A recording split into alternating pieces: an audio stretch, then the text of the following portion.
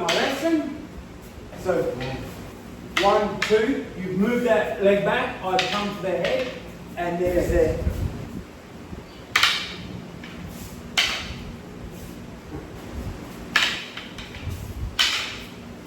Easy. 1, 2, here, here, here. 1, 2, here, there, hit to the head. And there's the 1, 2, 3, 4, 5. And then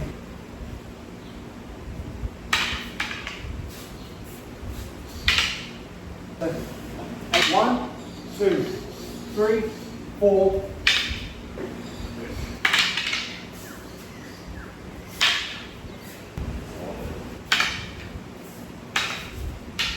So easy next. 1, 2, 3, 4.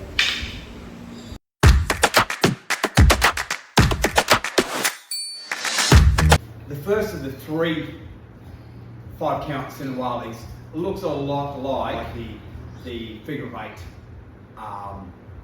Sinawali from the standard system. So the first one, when done from a drilling or training perspective, looks like this. Fully chambered when you learn it. 1, 2, 3, 4, and 5. So this looks like 1, 2, 3, 4, 5. 1, 2, 3, 4, 5. And if you do it from the fighting stance, obviously you're going to put the 12 strike in there, and it will look something like that. Now the second 5-count in this series looks like this. When you're learning it, you're learning again from a fully chambered position, and it's going to be 1, 2, feed low, feed high. So 1, 2, 3, 4, 5. 1, 2, 3, 4, 5. Note that this can be made into the reverse 2-count up like this. So that this becomes quite fast, and you've got this. The third count in this series it can start off low. 1, 2, 3, 4, 5. So that's 1, 2, 3, 4, 5. 1, 2, 3, 4, 5. Or you can bring it high. Sorry, 1, 2, 3, 4, 5. So these 3 Sinawali, 5-count Sinawalis, when they're taken as separate Sinawalis, they're okay to learn, but they don't teach you much. But if you put the 3 together, they become a mini system in and of themselves. Looking at these 3 together really teaches you a lot about how Filipino systems work. They are setting a series of Sinawali, but the idea isn't to get to the end of the Sinawali, it's to find the first exit. And as is shown in these 3 series, where 1, 2, 3, 4, 5, that's the first exit. So if I can get to that exit, I take that exit as quickly as possible. Because this is the most efficient exit out of this Sinawali, which allows me to completely defang the snake. By which I mean you have smashed up both of the opponent's hands and been provided an opportunity to hit to the body or head. Where the exit is closed, in this instance by the opponent avoiding, I can simply follow up, and I'm going to follow up with the addition of a normal 4-count here, the addition of the 2-count, so one of the lower counts, to give me a high line into where the opponent has their head This, if taken, will spring the trap. If not, it sets it into the last of the traps for this series, but then that could transition over into, on this instance, the 9 count, or here, the 7 count, or potentially the 8 count, or the 13 count. As this series in and of itself is very helpful to a novice in understanding how Filipino systems work. They work together to build a system of traps that, when done quickly, will often draw your opponent into a position where you can hit their hand or their elbow or their leg, and then transition from that into a follow-up or a re-attack situation. What happens on the 4 count when you've changed your first, instead of defending with this here, you defend across, right? Here. Now, if I smash your hand, that's great. But now I'm going to hit your leg, right? If you call across, that's beautiful, right?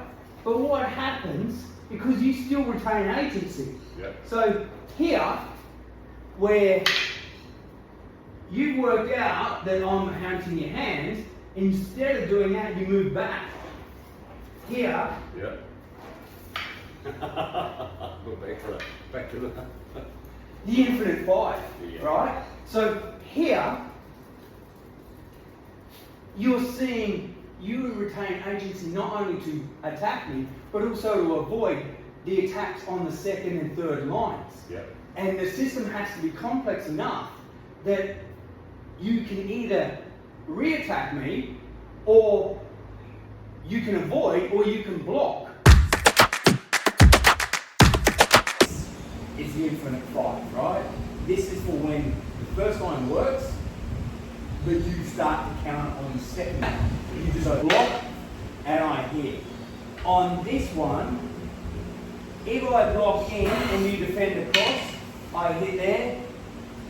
So that's the first exit of the infinite 5, right? So 1, 2, 3, 4, 5, and then just into the figure 8, Sinawali. So 1, cross, feed in. I cross block and you hit. Yep. That one comes through and you attack in. I defend down. Boom. Done. 1, 2, here, there, hit to the head. And there's the first exit of the infinite 5. Yep. On the 2nd exit, this is where the infinite 5 is saying, I've actually started the counting. Yep. What happens when I start the counting? So I hit, right, and you defend across. I take that hand. Yep. I hit in, but you just move that leg back, right? I'm going to feed up. So that hand's already destroyed. Yeah. And then that's the 2nd exit, right? Yeah. So 1, 2, 3, 4, 5. Yep. 1, 2, you've moved that leg back, I come to the head, and there's the hand and head. I get control again. 1, 2, here, here, here. So when you do it, 1, 2, if you hit and I move back, this becomes the reverse 2 count roll. Yep. So it's really quick. 2. Yeah. So here, roll. Oh, yeah. Don't. Yeah. So it's not, you're not bringing it up on the crown? No. Yeah. Just roll it up like this. There. Yes. There. Yeah, that's right. So here, I've caught it. You go for my leg, I move back. Now I block. Right? Easy as. Here you hit. I've learnt my lesson. So it puts a lot of pressure on the range. Here, I move back But if you quickly come forward, you can force, yeah, you'll force the defense.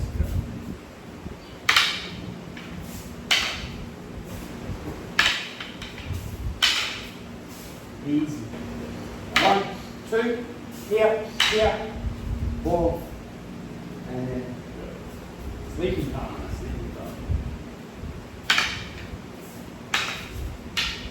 Easy now. What happens when 1, 2, I go to hit, now you counterbalance back on that one. Yeah. I bring it down, Self-count. and there's the last exit out of the infinite five, right? 1, 2, 3, 4. Yeah.